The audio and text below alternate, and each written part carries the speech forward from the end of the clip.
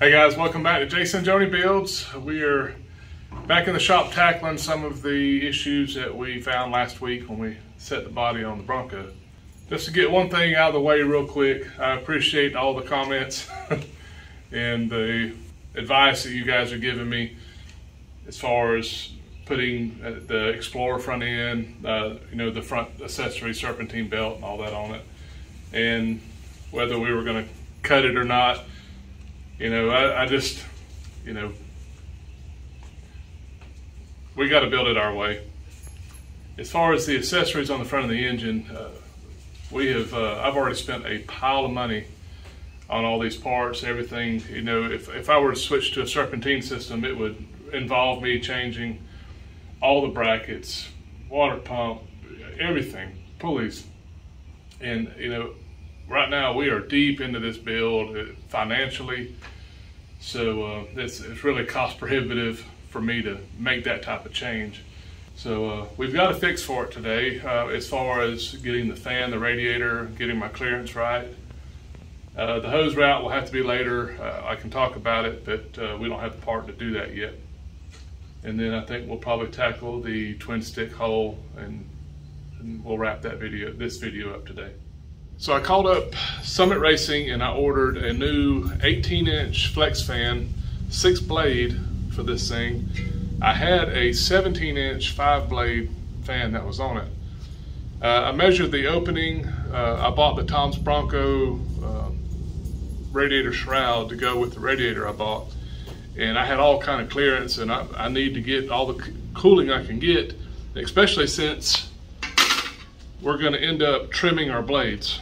I trimmed one just to sort of get started, and we'll get that put on here in a minute. And I know a lot of you guys are just screaming balance and all that. I've done this before on another build.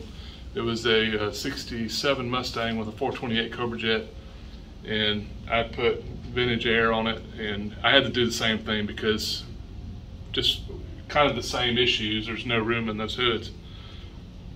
So what I did is I trimmed one blade like I wanted it, so make sure it clears everything, and then I make a template and I go back and I trim each blade and make it identical. And this thin metal hardly weighs anything, so I've never had a problem doing this. All right, real quick before we get the fan put back on, so it's not covered up, I wanted to show you guys, a few months ago I talked about the belt wrap on the AC compressor and the power steering pump, and I told you I was going to put an idler on it. Well, I want to show you what I did here. The belt I picked up is 1 inch too long, so I've got to go get another one. So as you can see, the belt comes around the compressor, around the idler, and around the power steering pump, and that right there will run all day long.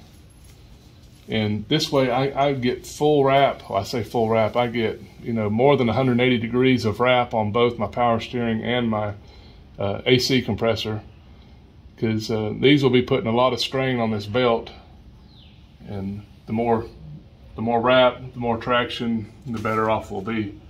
So I'm happy with that. Once we get it running, we'll be able to test it more, but right now it runs really straight. I don't think that's going to be an issue. The other thing I did was the original spacer was 1 3/4 inches, as far as thickness here. And I ordered Flex-a-lite spacers. They didn't make one exactly like I wanted. So what I did is got a 1 inch and a 1/2 inch. So basically I went to 1.5 inches instead of 1 3/4 inches. It doesn't sound like much, but when we're splitting hairs in this thing, you got to make it what you want. And I opted to use the same manufacturer because they're going to be nice and true. That way I won't have to worry about wobble. Ideally, it would be nice that this was all one piece, but again, it is what it is. We'll go ahead and put this on real quick, and I'll show you how this thing messes.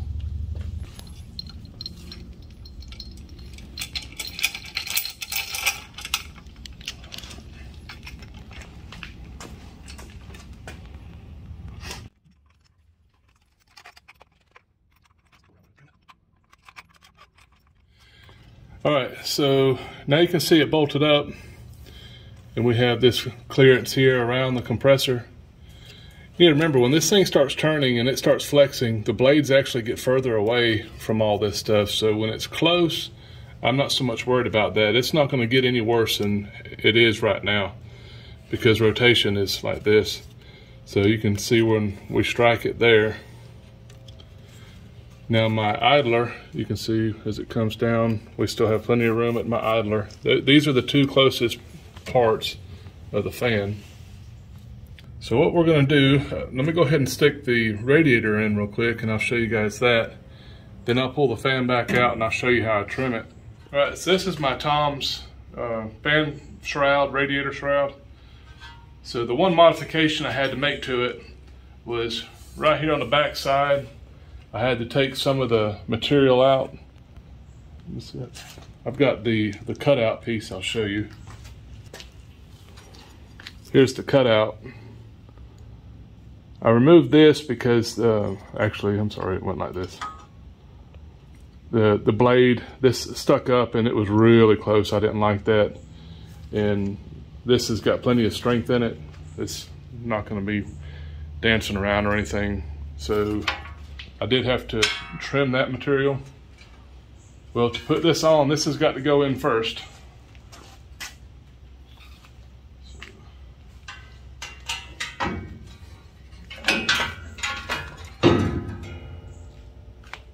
Just kind of get that hung in there out of the way. Our radiator.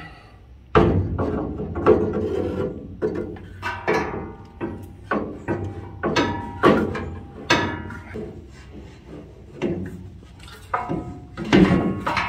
didn't say it wasn't tight yet. All right. So let me see if Jimmy can get you a shot before I pull this over. Come right down the top here. And they can actually see the gap I have between my radiator. So what I ended up with was about 5/8 of an inch of clearance between my radiator and the fan. Kind of had to work on the notches a little bit on the shroud. They didn't quite line up.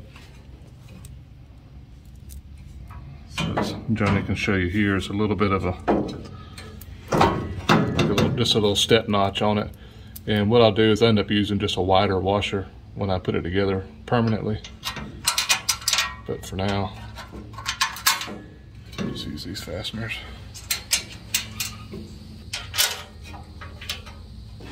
And we'll stick this on.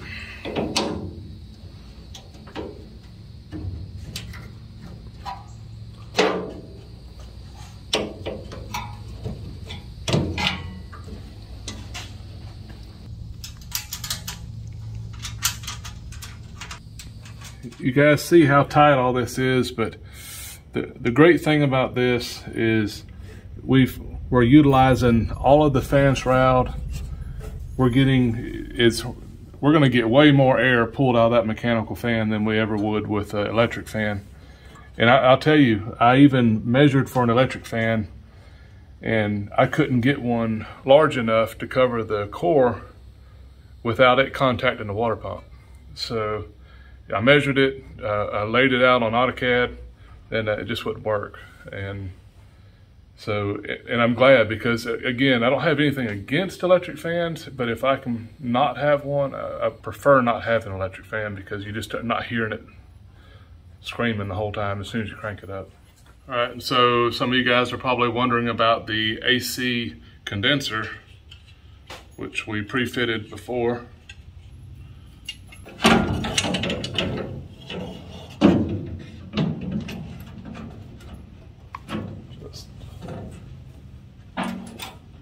So it still goes in. So it's definitely tight, no doubt about it.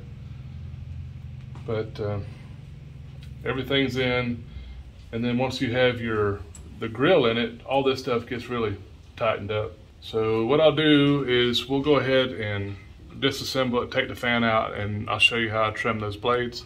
And I guess then we can talk about the hose routing. Well, we'll talk about it right now. The hose routing, I went and looked at some websites and some photographs of how people routed their hoses. Norm sent me a picture too about the same thing that I had found. People actually take their hose and they route it around the air compressor and then back down into the water neck. So it's kind of funky. I never would have dreamed you would do it like that, but I guess this is pretty typical. Basically from the radiator around and then into the filler neck. I found an 1.5 inch, it's like a blowdown tube for a turbo, but it's got the flanged ends, and it's a 120-degree bend, 1.5 inch diameter tube.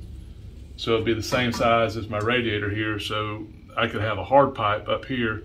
So I'll have a straight piece of radiator hose and then just one curve here. I think it would be better to have it hard piped at the turn rather than just one long piece of hose so it won't kink. Let's go ahead and get this fan trimmed. All right, so we got the fan pulled back off. I'm gonna go ahead and finish marking this and just show you guys again. I use this because I could give me a nice square edge on the back side where I could hold it against the blade. And then here, I make sure I get this right on the front edge of the blade. Once I've got that, it's marked. And then they've all got the same mark now. And so what I'll do is I'll trim this until I get all the black. So basically I want to cut the black out and we should be good to go. So I start kind of rough just with a pair of tin snips. I don't get real close with it because I know I can grind it out.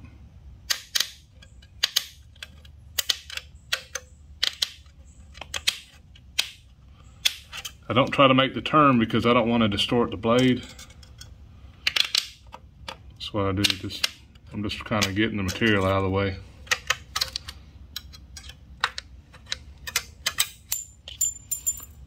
Almost got you. You'd have known it if you did.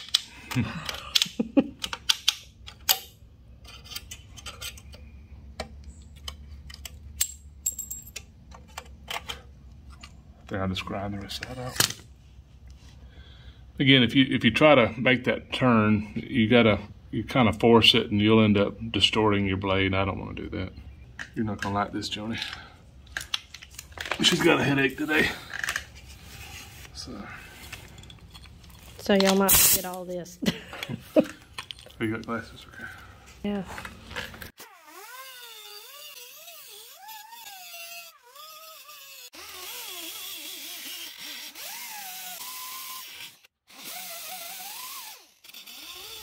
All right, so this is this one trimmed out.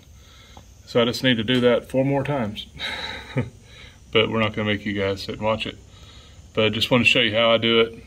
And just be careful when you're using a grinder. Like mine is rotating towards the blade and it would kind of grab it every once in a while, and I just was trying not to distort it because it'll hit it and bend it. So anyways, if you just kind of take your time and be slow with it, it won't be an issue. All right, so all my blades are trimmed now. I've got the fan mounted good and tight where it's going to be. I can rotate it. I don't hit anything.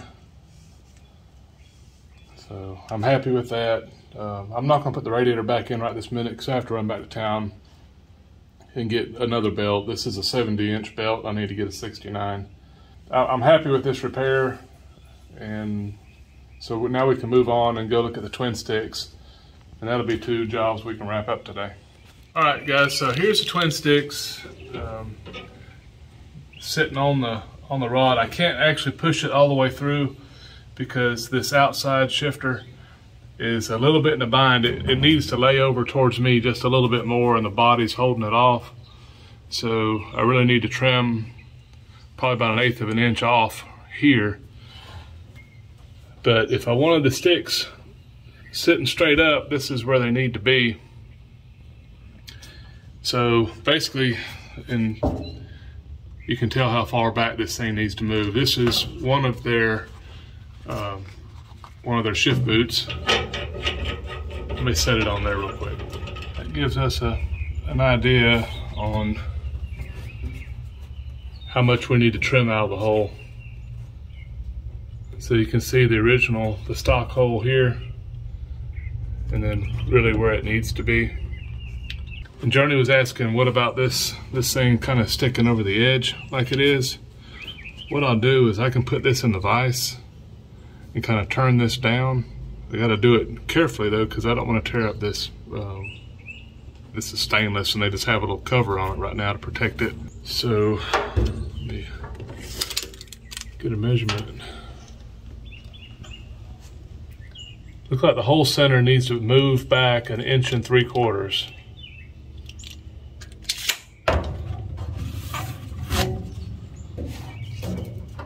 So basically all this will come back here somewhere, 1 3/4 inches, and then we'll trim this the same.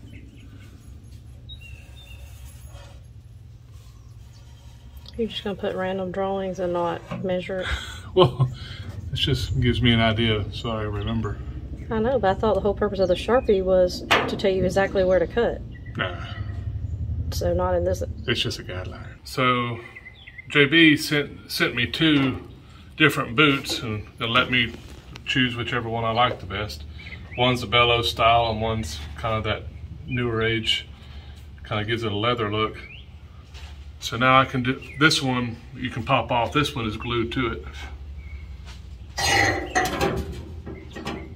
Just to make this look more exact. Actually, I'm glad I did that, because his holes are not the same as the stock holes. That make you feel better, Joey? Yes.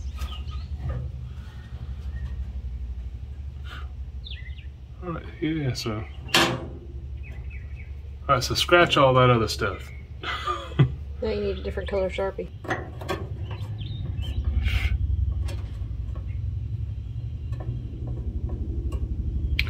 All right, so what I'm gonna do, guys, is leave myself a little bit of room, because I know I'm too tight here. So I'm gonna pull this back away from it, and I guess it needs to be in the center. Yeah. So basically I'm centering the sticks inside here, which will come through where the boots are sticking. And then I'll mark my holes with a pencil.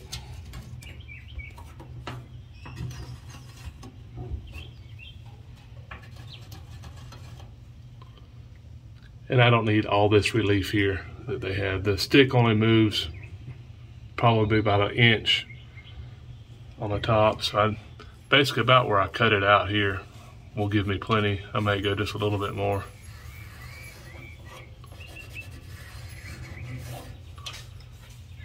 And then I need to cut that.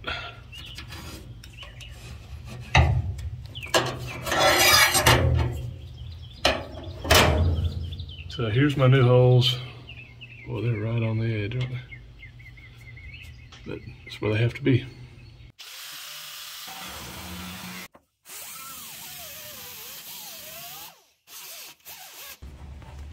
So I'm just going to drill these holes, and then that way we can use a sheet metal screw to hold it down, because you couldn't get a nut right here on these edges because it's so close to this bend here.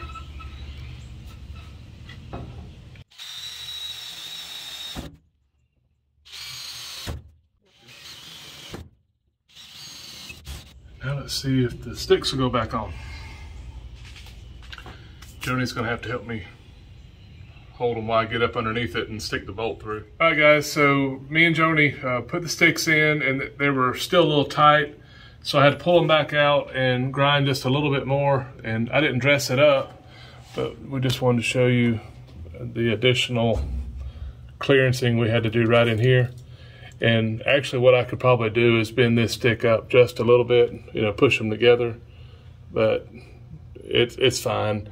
I'll give that a little bit more And then I'm gonna come back in here and just add about an inch to the front. I'll weld this up once I get the body back off the frame. We start doing all the body work. So at least we have these fitted now, and I don't have to worry about that. I can kind of clean the holes up a little bit, fill the front gap up, and we'll be done with this. But I will tell you, this was it was a lot more aggravating putting the twin sticks in with the body on it rather than, you know, me being able to do it right on top of the transmission. So make sure you have somebody to help you do it, because that was, you know, I told Journey I was in an eternal sit-up because the Bronco's not quite high enough for me to sit straight up underneath it. So I'm, you know, it's bad. So you got an ab workout in. Yeah. So anyways, have somebody to help you. Or cut a hole in it. Yeah, and Journey was actually, why don't they put an access door in here? And it's funny because you see so many Broncos, that's what people actually do. They cut a big gaping hole in the side. Well, I mean, if you're going to cover it up with carpet or something, I don't see why not. It would definitely help out. It would definitely make things easier, especially hooking your twin sticks up right here. But I don't want to cut it. So anyways, this takes care of two of our problems. So we've got the radiator, condenser mounted, fan, twin sticks. So next we will get the radiator hose. When those parts come in, we can get that fixed. I will cut a hole for our filler neck. We haven't done that in the quarter panel yet. We'll get that put in. On the issue that we talked about last time on cutting it, guys, keep in mind that this Bronco isn't an original Bronco, so I'm not cutting a Ford OEM panel.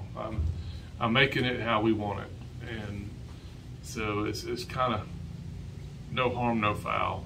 And I understand they make the fenders with the flares already in them. I've seen those, and again, I'm building it for the look I want. I like the flared look. You know, I like the louver look, but on this Bronco, I want the flares. So, and we can appreciate all the looks. You're right. I like them all. I do too. So y'all bear with us. Don't leave. Hang out. It's going to look nice.